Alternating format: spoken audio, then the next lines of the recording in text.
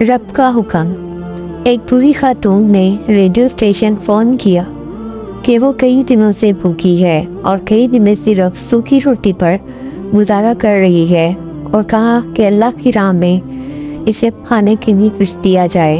एक मुनकर खुदा भी इसकी गुफ्तगू सुन रहा था और इसको एक मजाक सूझा।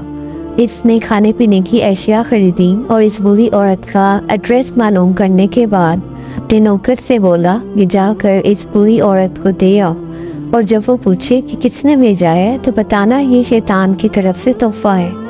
वो बूढ़ी औरत इतना ज़्यादा खाने का सामान देखकर बहुत खुश हुई और जल्दी अपने घर के कोने में रखने लगी। ऐसे में नौकर ने पूछा, क्या आप मालूम नहीं करना चाहेंगी कि ये सामान किसने भेजा है? ये सुनकर वो बोली, मुझे इसकी कोई परवाह नहीं कि किसने भेजा है, मगर इतना मालूम है कि जब मेरे रब का हुक्म आता है तो शैतान भी हुक्म की ताबीर करता है। सुभान अल्लाह।